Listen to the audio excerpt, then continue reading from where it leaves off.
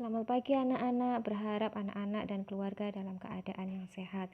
Di dalam Alkitab diceritakan pada malam hari setelah Tuhan Yesus berdoa di Taman Getsemani, datanglah segerombolan besar orang yang membawa pedang dan pentung. Ya, mereka adalah orang-orang suruhan dari imam-imam kepala dan tua-tua bangsa Yahudi.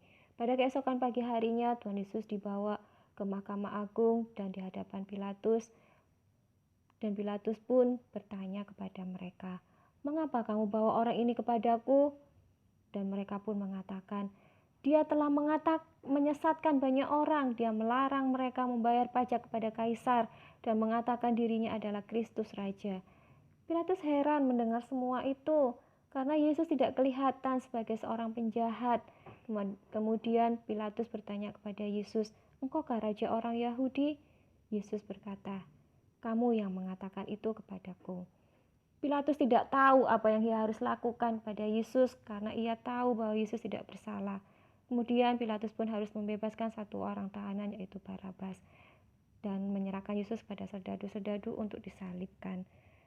Dan dalam perjalanan Tuhan Yesus seringkali terjatuh dan dicambuk oleh serdadu.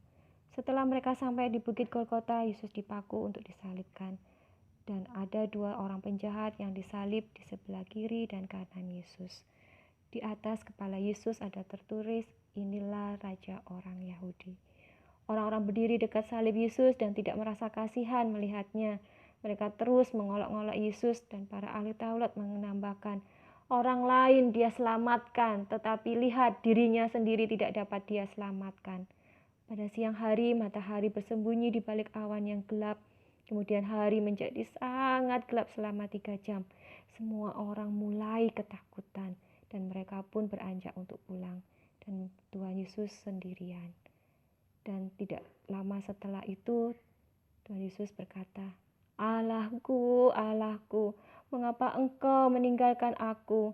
Mendengar itu, seorang dari prajurit segera lari mengambil bunga karang, mencelupkan ke dalam anggur asam, lalu mencucukkan pada sebatang bulu dan beri Yesus minum. Yesus pun meminumnya.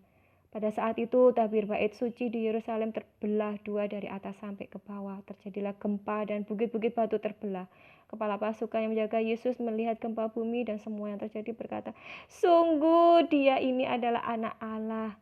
Pada waktu hampir gelap, datanglah seorang kaya dari Arimatea namanya Yusuf, yang juga adalah salah seorang pengikut Yesus.